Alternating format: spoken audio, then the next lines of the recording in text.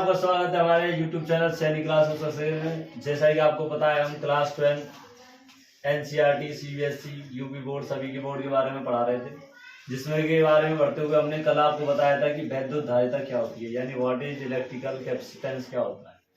तो आज का हमारा टॉपिक रहने वाला है वैद्युत धारिता से संबंधित कि 1 फैराड यानी 1 फैराड की वैल्यू हम निकालें तो निकाले कैसे।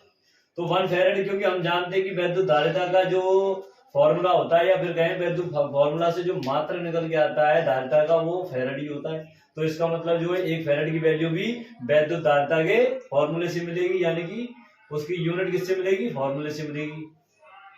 तो कल हमने आपको बताया था कि वैद्युत धारिता बराबर आवेश बटे विभवांतर होता है, यानी आवेश में अगर विभवांतर से डिवाइड कर दिया जाए तो वैद्युत धारिता निकल जाती है। जहां पर वैद्युत धारिता को हमने C कहा था, आवेश को Q कहा था और विभवांतर को B कहा था, यानी C बराबर Q/B कहा था। तो मुझे बताइए यदि हम Q का मान 1 कर दें 1 कूलम और B का मान 1 वोल्ट कर दें, तो मुझे बताओ कि C बराबर, क्योंकि Q का मान 1 B का मान भी 1, तो C का मान 1 नहीं हो जाएगा। और C का मात्रक क्या होता है, फैराड। तो क्या हो गया, 1 फैराड की वैल्यू ऐसे निकलती है। यानी कि कहा जाता है अगर किसी चालक को 1 कूलम आवेश देने पर, देखो 1 कूलम आवेश दिया, चालक के विभव में 1 वोल्ट की वृद्धि हो, देखो 1 वोल्ट की वृद्धि हुई है, तो उसकी धारिता कितनी होगी, 1 फैराड होगी। और देखो C का मान 1 ही फैराड आया है। आशा करता हूं आप समझ होंगे कि 1 फैराड की वैल्यू कैसे निकाली जाती है। अब बात आती है C की विभव की, यानी डायमेंशन ऑफ C, यानी डायमेंशन ऑफ इलेक्ट्रिकल कैपेसिटेंस, यानी वैद्युत धारिता की विभव कैसे निकाली जाती है। तो विभव के लिए हम जानते हैं कि विभव हमेशा फॉर्मूलों से निकाली जाती है। सबसे पहले फॉर्मूला देखा जाता है, फॉर्मूलों के मात्रा देखे जाते हैं और मात्रा के अनुसार विभव निकाली जाती है। ऐसा क्यों होता है, क्योंकि आपने विभव की परिभाषा तो पढ़ी होगी। विभव किसे कहते हैं, डायमेंशन किसे कहते हैं, किसी भौतिक राशि की विभव बेगाते होती है जिन्हें उस राशि को व्यक्त करने के लिए मूल मात्राओं पर चढ़ाते हैं। तो उसी के अनुसार देखिए C की बीमारी के लिए पहले हमने लिखा इसका फॉर्मूला, अब हम लिखेंगे इनके मात्रक यानी यूनिट। Q का क्या होता है, कूलम होता है, और B का क्या होता है, वोल्ट होता है।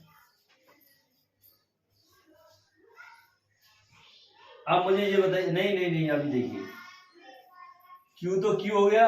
अब B का फॉर्मूला आपने पढ़ा होगा W/Q। B वाला W/Q होता है किसी परीक्षण आवेश को अनंत से किसी बिंदु तक लाने के लिए आकार विभव होता है। तो B का मान हम यहाँ पुट कर देते हैं, W/Q हो गया। अब हम जानते हैं Q कहाँ जाएगा, मल्टीप्लाई में ऊपर जाएगा, तो क्या हो गया, Q²/W हो गया।